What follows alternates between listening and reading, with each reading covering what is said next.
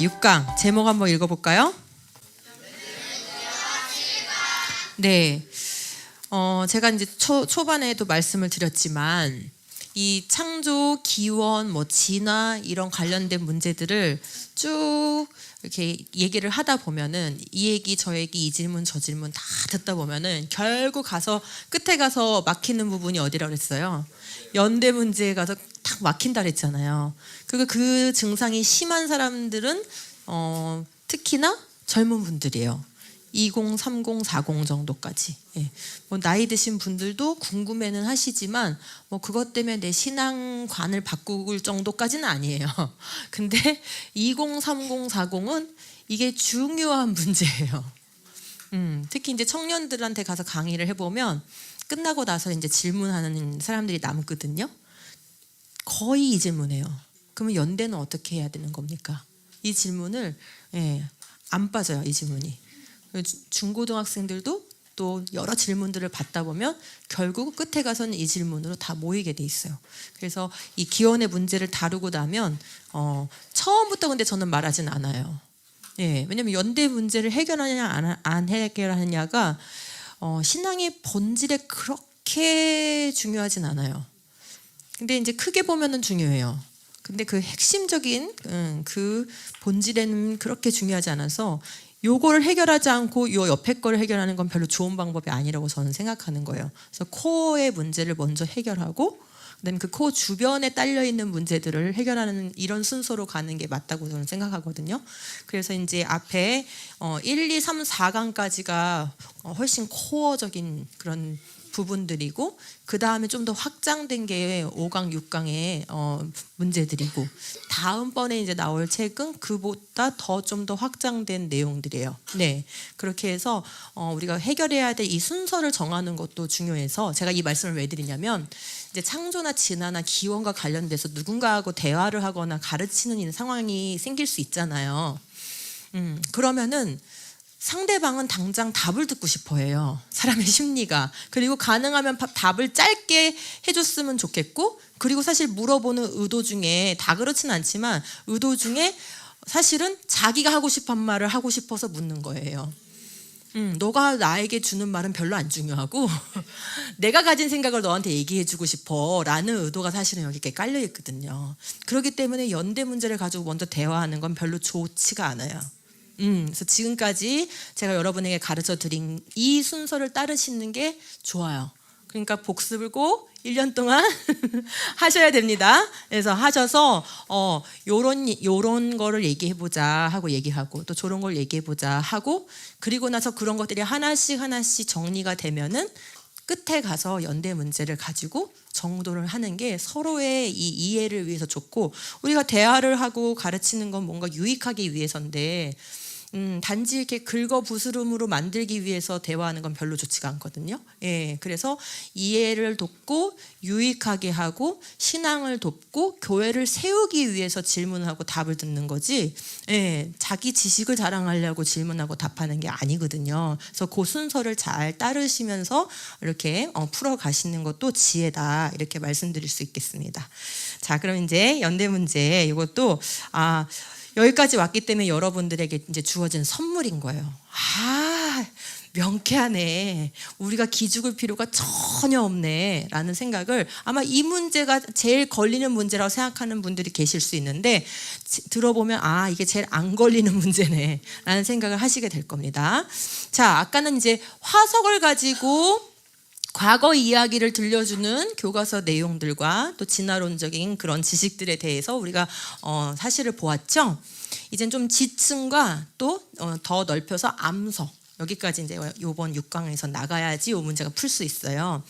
그러면 이제 지층을 가지고 과거의 역사를 공부하는 학문을 뭐라 하냐? 자, 그럼 그 전에 화석을 가지고 과거의 역사를 공부하는 학문을 뭐라 하냐? 고생물학이라고 해요.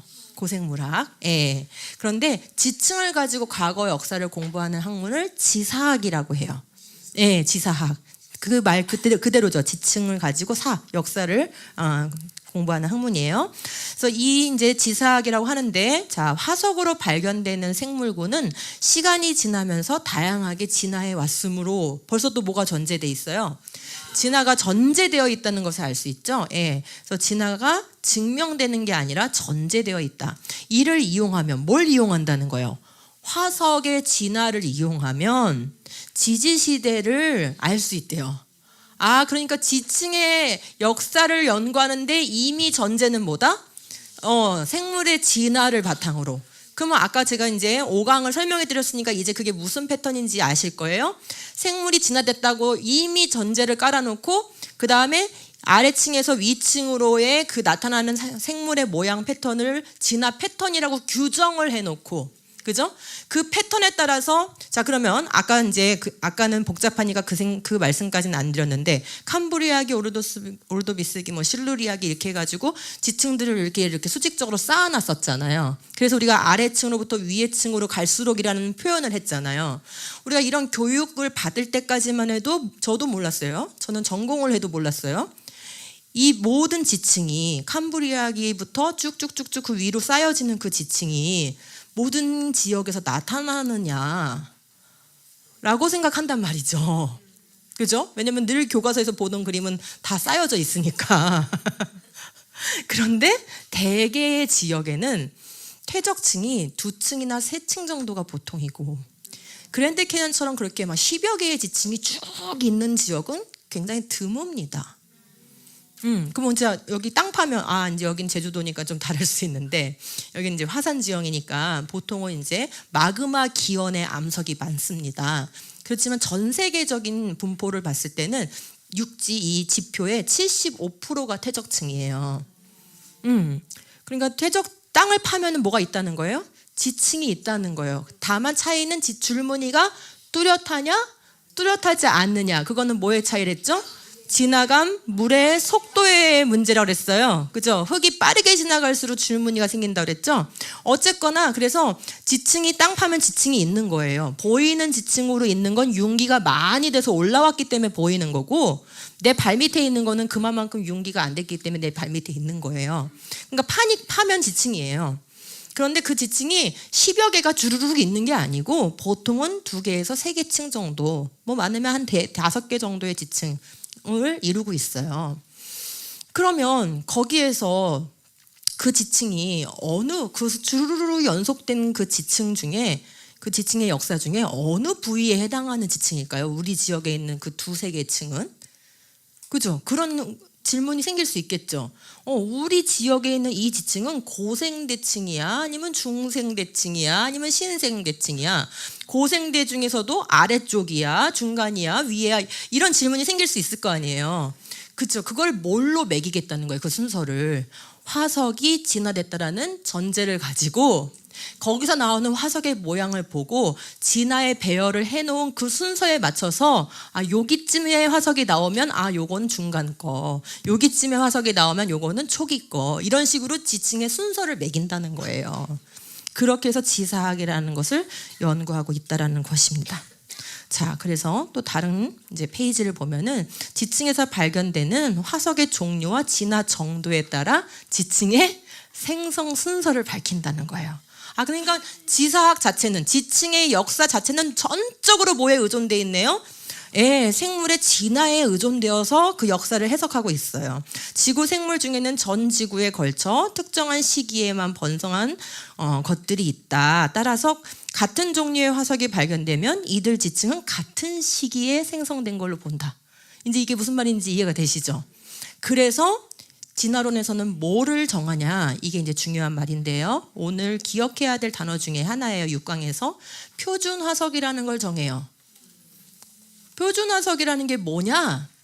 그 특정 시기에만 산 생물이에요. 그러니까 어떤 생물 화석은 여러 층에 걸쳐서 나올 수도 있죠. 그런 거는 표준 화석으로 안 삼아요. 자기들 나름대로도 이제 까다롭게 이제 기준을 정하는 거예요. 특정 지층에만 나오는 화석.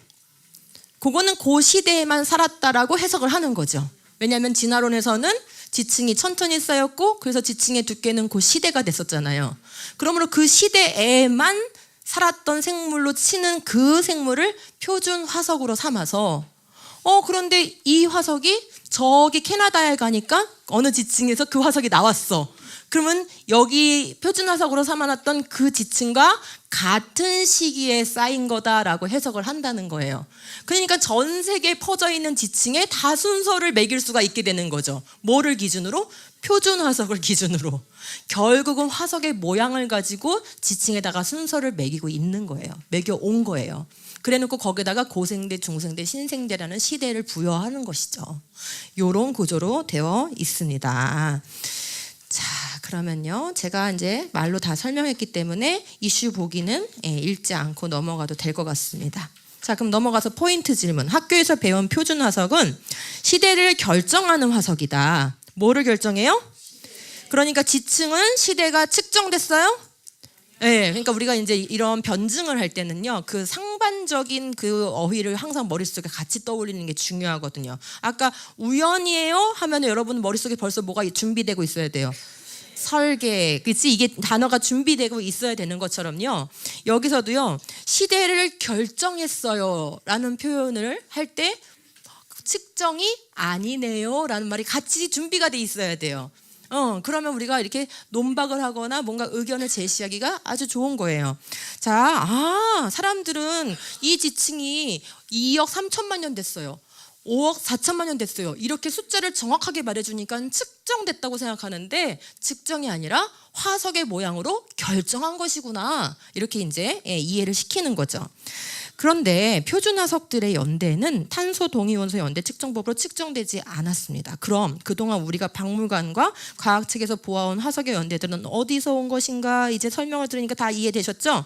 표준 화석으로 연대를 매겼다 이거예요. 그다음에 두 번째, 생물의 진화를 믿지 않지만, 이런 질문들이 이제 교회에서 필요한 질문인 거예요. 자기는 진화는 안 믿는데, 그런데 오랜 연대는 믿는데. 그래서 이게 진화론이 진하게 오래되다 보니까 스펙트럼이 다양해요. 누구는 나는 진화는 안 믿는데 빅뱅을 믿는다는 사람이 있고, 나는 진화는 안 믿는데 오랜 연대는 믿는다는 사람이 있고, 이런 식으로 자기가 믿는 부위가 조금씩 다 달라요. 그리고 우리 아이들도요, 중고등학교쯤 되면요, 각자 머릿속에 있는 창조 진화론이 다 달라요. 의견이. 왜냐? 학교에 가면 진화론 배웠죠. 교회 오면 창조를 듣죠. 근데 하나님은 또 믿어. 그러니까 나름대로 이걸 섞어서 믿는데 그 섞는 부위가 다른 거야. 마치 무슨 제조합처럼. 다양성이에요. 네, 그래서 창조 진화의 이론에 이런 걸 우리가 타협 이론이라고 하는데, 타협 이론이 다양하답니다. 그러면 이제 또 이 지적인 사람들은 네 의견도 맞고 네 의견도 맞고 네 의견도 맞아 하면서 또 다양성을 존중해 주길 바래요. 그렇게 안 하면 교회가 뭐가 없다고나 하지, 그런 거를 융통성이 없다고도 하고, 너무 또 사람을 품을 줄을 모른다고 하고, 뭐 교회 안에서 서로 비판을 한다고 하고 막 이러면서 마치 비판하면은 그 교회가 은혜가 없는 교회인 것처럼 또 취급을 해요. 이건 그런 문제가 아니거든요. 왜요? 말씀과 성경적인 역사가 걸려 있는 것이기 때문이에요. 우리가 절대 포기하지 않아야 되는 게 있는데 그게 역사예요. 왜냐하면 역사는 우리가 1강에서 배웠죠. 일회적 사건이에요. 여러분 2번 태어날 수 있어요? 그죠? 여러분이 태어난 게 일회적 사건이든 아담과 하와가 창조된 것도 일회적 사건이고, 지구가 만들어진 것도 일회적 사건이에요. 그렇기 때문에 이 일회적 사건을 왜곡하는 게 역사 왜곡인데, 우린 그거를 내어줄 수가 없는 거예요. 왜요? 성경은 역사를 하나님이 이루시고 있고, 그 이루신 것을 그대로 기록하고 있고, 그리고 이루실 역사를 기록한 거예요.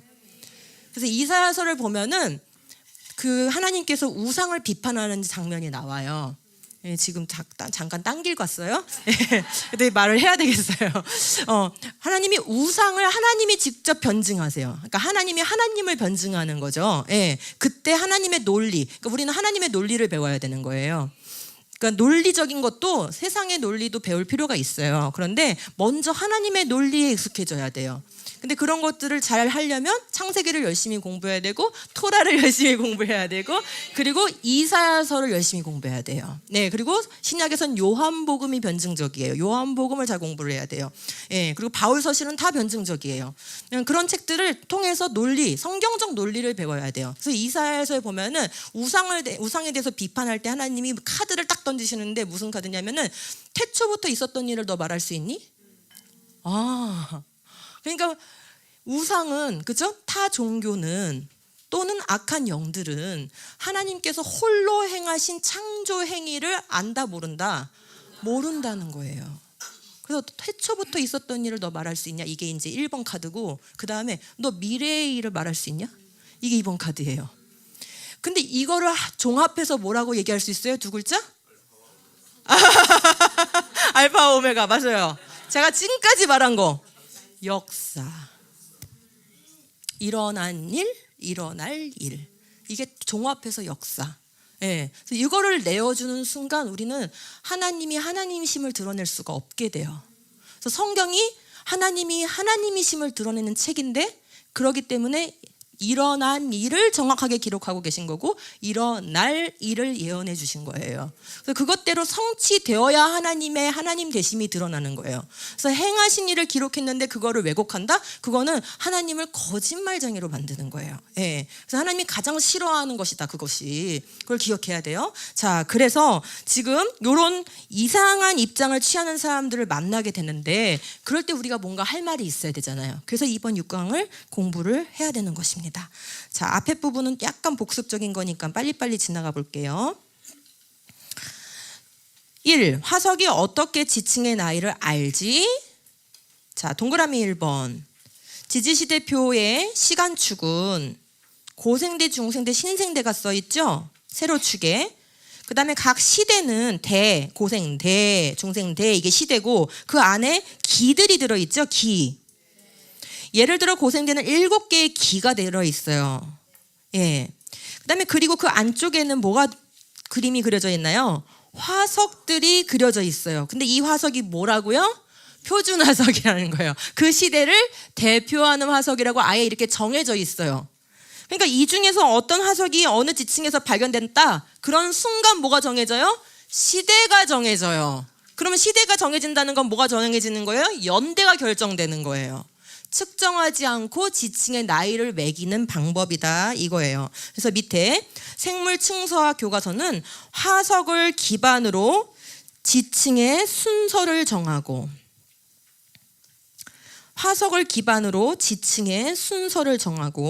그것을 층서 대비에 이용하는 것이다 라고 써 있어요. 즉 연대 측정을 위한 가장 좋은 도구가 뭐라고 말하고 있는 거예요? 화석이라고 말하고 있는 거예요. 그런데 우리 이미 5강에서 정리했죠. 화석은 진화의 증거가 아니다. 화석은 뭘 보여주고 있어요? 종류대로 처음부터 완벽했음을 보여주고 있어요. 그리고 종류가 변해가는 과정이 아니라 모양이 변화하지 않아서 진화가 정체됐다. 즉 진화 일어나지 않았음을 보여줘요. 종류가 보존되어 왔음을 보여주고 있어요.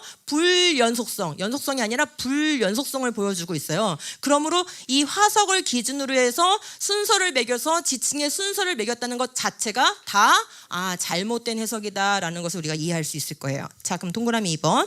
표준화석, 지질학자나 고생물학자들은 애초부터 어떤 화석이 특정 지층 범위에서 나오면 그 생물은 특정 시대에만 살았던 것으로 해석해 왔어요. 지층이 매우 느리게 형성되었다는 가정은 특정 지층에서만 나오는 생물을 특정 시대를 대표하는 생물종으로 만들어 표준 화석이라는 권위를 부여했던 거예요.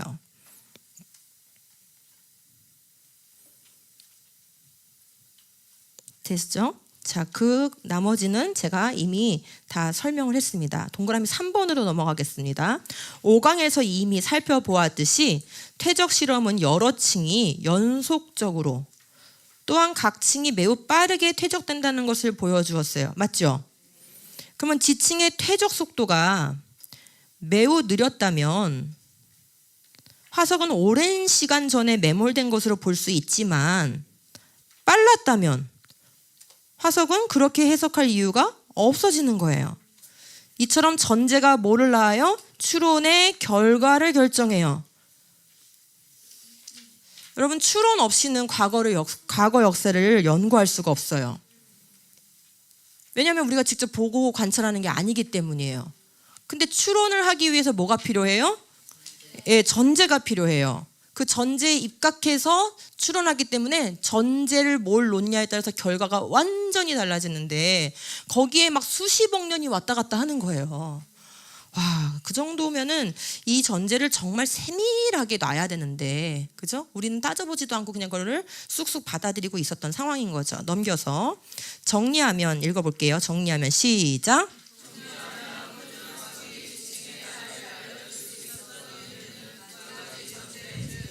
화석은 진화의 순서를 보여준다.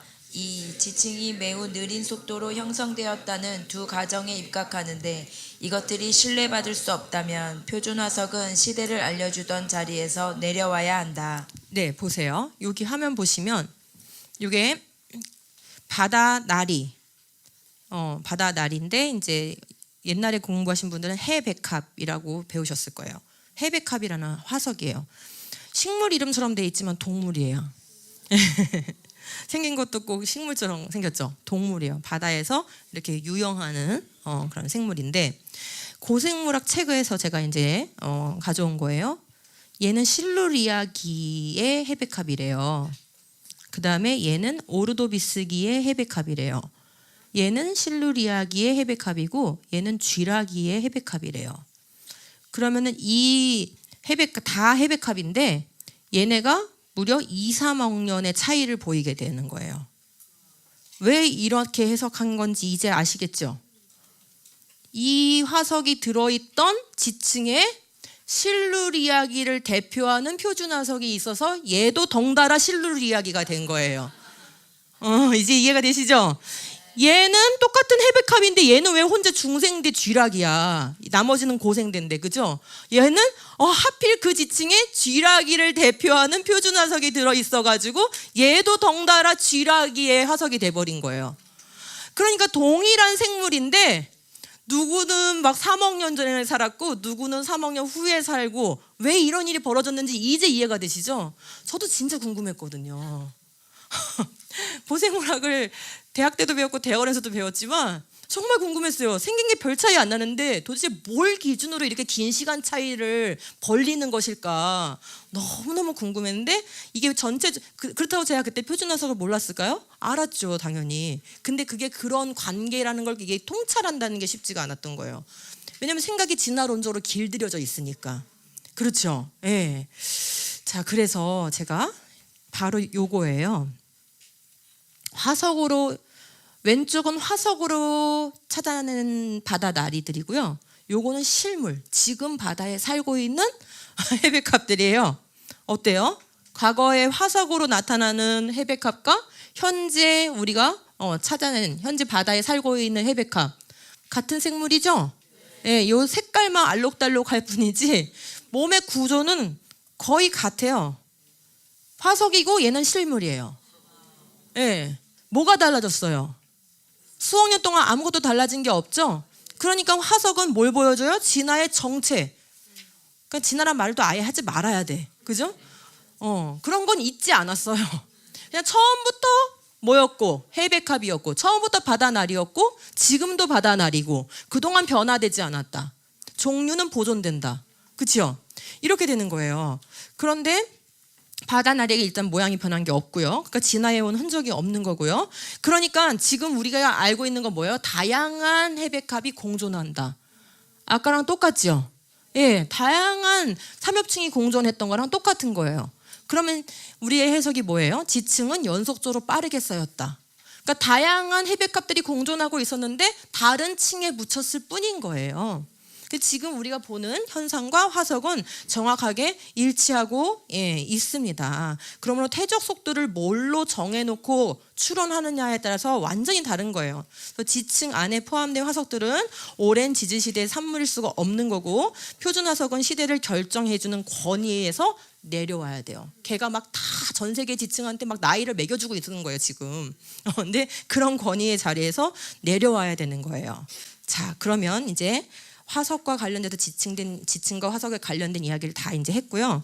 암석으로 한번 넘어가 볼게요. 자, 여기까지 오면은 과학 지식이 이제 좀 더 있는 사람들이 한 단계 더 높여가지고 높은 수위에 이제 질문이 들어와요. 그게 뭐냐? 아우, 나도 알아요. 지층의 연대 측정 못한다는 거 나도 안다고요. 그렇지만 암석의 연대를 측정해가지고 지층에다가 나이를 매기는 거잖아요. 이러면서 한 단계 윗질문을 해요. 그죠? 그게 무슨 말이냐? 지금 요거는 지층이에요. 지층이에요? 네.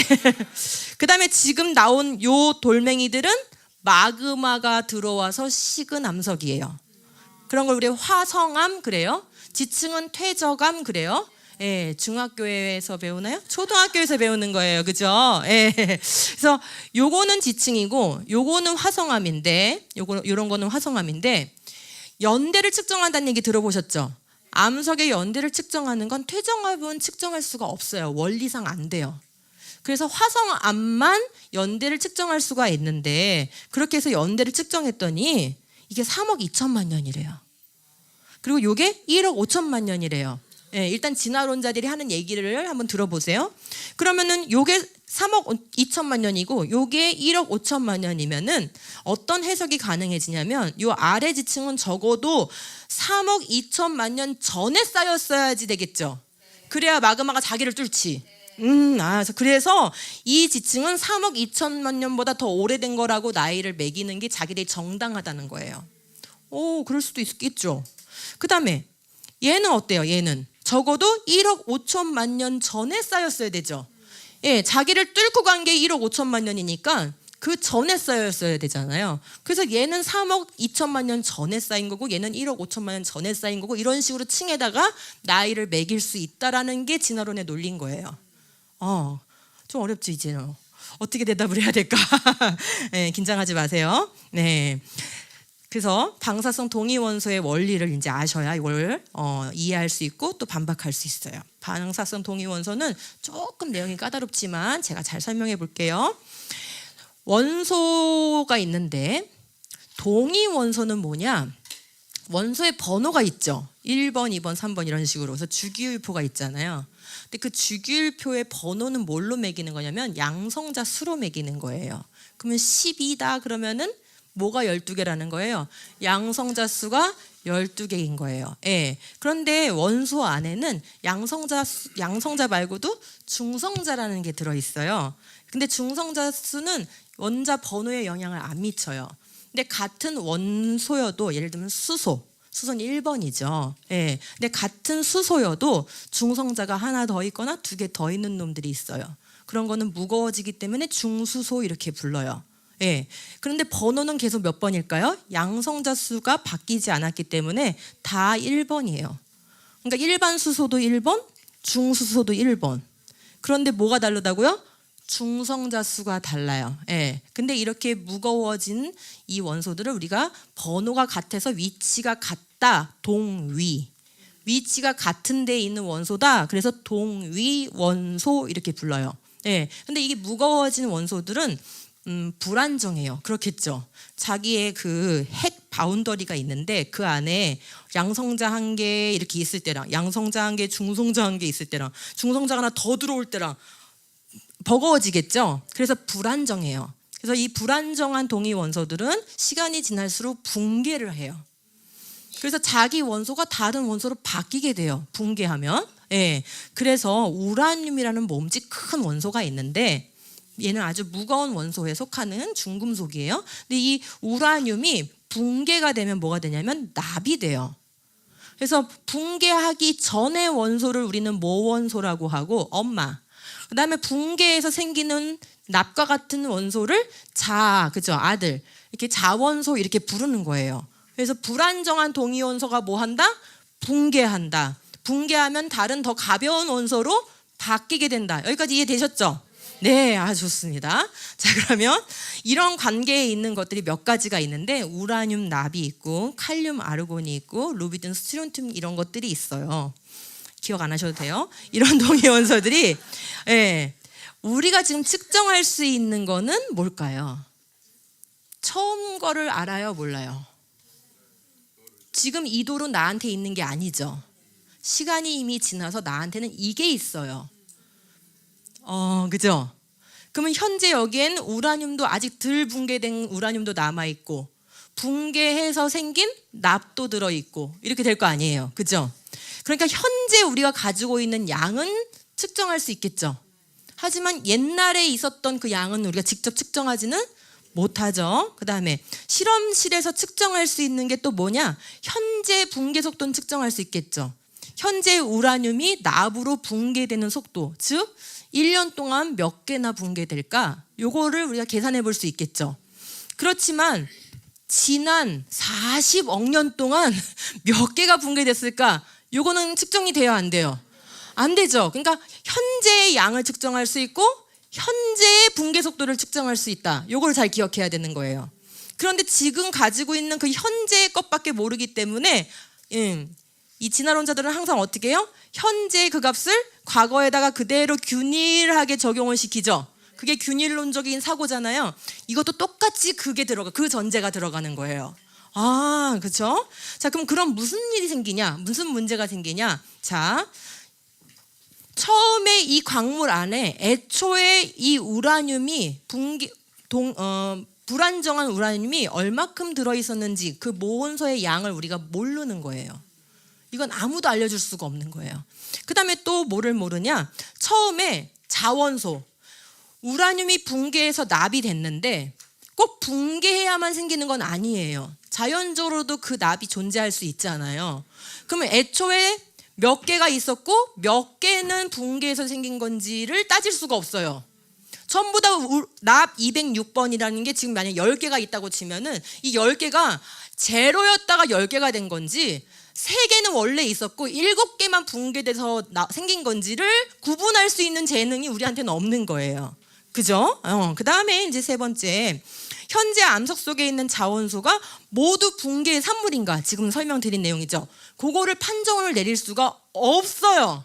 그러면 이렇게 중대한 것들을 우리가 알 수가 없으면 이 방법을 쓰면 안 되죠. 엄밀히 말하면. 근데 쓰고 싶은 거예요. 왜 쓰고 싶을까요?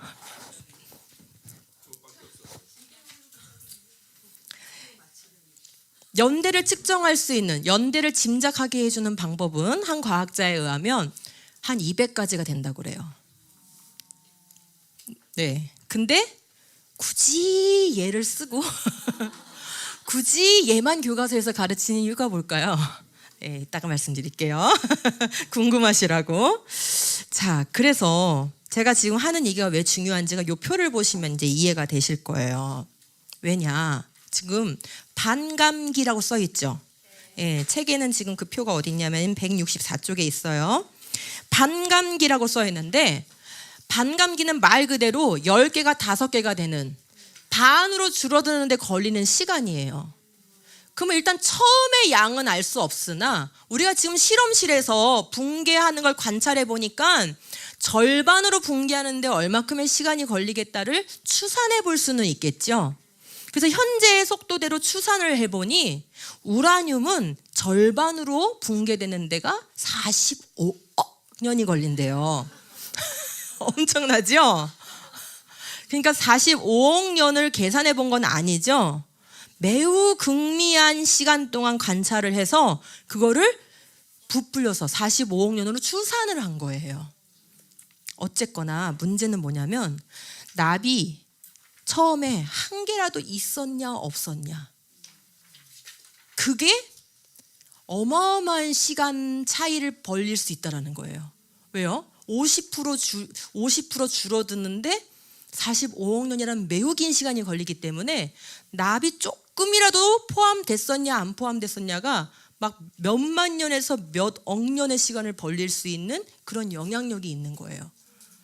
그러므로 이 모온소의 양과 자원소의 양에 대한 가정이 매우 중요한 가정이라는 것을 이해하실 수 있을 겁니다. 그래서 방사성 동위원소에 이 방법을 이용을 하려면 처음 양이 얼마였다라는 가정이 반드시 필요하다는 거예요. 근데 처음 양이 없었다라고 가정을 해요. 예, 제로 베이스에서 시작했다라고 봐요. 초창기는 다 그렇게 했고요. 그거를 이제 문제가 있을 수 있다라는 걸 지적을 계속 하니까 그 다음에는 어떻게 했냐면 여러 부분의 원소를 채취해 가지고 걔를 그래프를 그려요. 그럼 그래프를 그리면은 걔가 공교롭게도 비례 그래프가 나오는 거예요. 그럼 비례 그래프가 나오면 걔를 연장해서 y축하고 만나게 되면은 시간이 0이었을 때, 즉 처음에 양이 나올 수 있겠죠. 이제 우리 어르신들은 조금 힘들 수 있는데 우리 중학생들 다 이해할 수 있죠. y 절편값을 구할 수 있잖아요. 그죠? 그래서 그래서 그래프가 비례 그래프가 나왔으니 걔를 연장해서 y축하고 만나는 점의 값을 초기값으로 정하기로 한 거예요. 그걸 아이소크론이라고 그래요.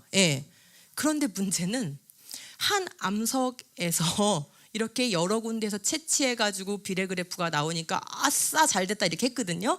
근데 한 과학자가 좀 문제가 있는 것 같아라고 생각한 과학자가 전혀 다른 지역의 암석들을 가지고 여기저기서 원소를 채취하고 그걸 분석을 했는데 똑같이 비례 그래프가 나오는 거예요. 그러면 이 비례 그래프를 통해서 그 암석의 초기값을 알 수 있다는 것은 전혀 근거가 없어져 버리죠. 얘는 이 원소적인 특성에 의해서 비례 그래프가 나올 수밖에 없다라는 게 이 과학자의 해석이에요. 왜냐?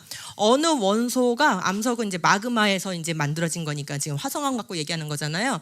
마그마가 만들어질 때 서로 친화적인 금속이 있어요. 이 금속이 들어갈 때 다른 금속이 더 친해서 잘 들어가는 게 있고 친하지 않아서 안 들어가는 게 있어요. 그러니까 친한 금속끼리는 A가 많아지면 B가 같이 덩달아 많아지겠죠. 그러니까 서로 뭐 할 수밖에 없어요? 비례할 수밖에 없겠죠.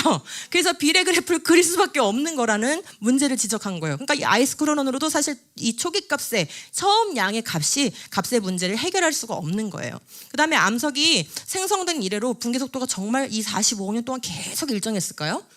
알 수가 없는 거죠. 어떤 압력값이 변하거나 어떤 상황이 변하거나 물리적 조건이 달라져서 붕괴 속도가 달라졌을 수도 있는데 그거를 일정했다고 가정해야만 하는 거예요. 그 다음에 또 하나, 바깥에서부터 안으로 들어오는 값이 전혀 없었어야 되고 안에 있던 값이 바깥으로 뭐 빗물이나 이런 것들에서 씻겨 나가는 이런 유출 과정이 전혀 없다라는 가정을 해야 되는 거예요.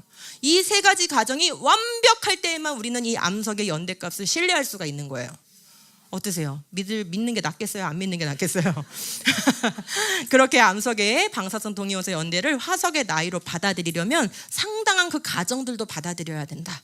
이 모든 가정이 틀림없이 맞을 때만 운석의 연대를 지구의 연대로, 암석의 연대를 지층의 연대로, 지층의 연대를 또 화석의 연대로 이렇게 연쇄적으로 적용시킬 수 있는 것이다 이 말이에요. 그런데 이 모든 가정을 완전히 검증할 수가 없다. 그러니 그 결과로 얻어진 지구의 연대는 믿거나 말거나 믿고 싶으면 믿는 거고 안 믿고 싶으면 안 믿는 거다. 지금 그런 이제 원리를 설명드렸습니다. 자, 그러면 한번 채우고 넘어가 볼게요. 어디부터 하냐면 162쪽 밑에 동그라미 1번부터 해볼게요.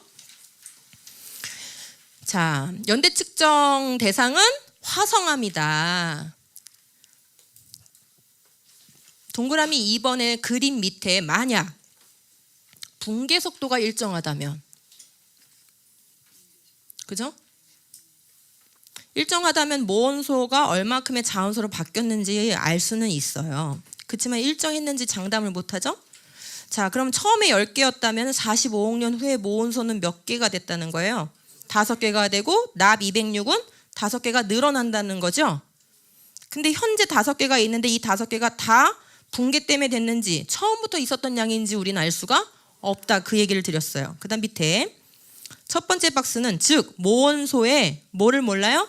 처음 양을 몰라요. 모원소의 처음 양만 모르는 게 아니라 자원소의 처음 양도 몰라요. 그래서 방가로 2번에 자원소 납 206이 처음에 얼마만큼 포함됐었는지도 모른다. 넘어가서요. 동그라미 4번 방사성 동위원소들의 반감기는 대부분 엄청 길어요. 엄청 길어요. 지금 거기 아까 제가 주로 우라늄만 가지고 얘기했지만 밑에 보시면 루비딘 스트론튬은 반감기가 470억 년이에요. 그러니까 이런 거는 스트론튬 좀만 있어도 그냥 몇십억 년이 왔다 갔다 하는 거예요. 그 다음에 길다. 밑에 아주 적은 양이라도 들어있다면 연대는 매우 길게 계산될 것이다. 그래서 큰 오차를 만들어낼 수 있다는 것이고, 그래서 초기값을 알 수 없다는 것은 치명적인 문제점이다. 동그라미 5번 옆에 페이지. 자, 방사성 동위원소의 뭐에 대한 가정이요? 처음 양에 대한 가정. 이게 제일 치명적인 가정입니다. 그다음에 두 번째, 붕괴 속도가 일정했다는 가정. 세 번째, 외부로 잃어버린 것도 없고 또 들어온 것도 없다는 가정. 이 세 가지 가정을 다 받아들일 때만 암석의 연대를 믿을 수 있다. 이런 얘기예요.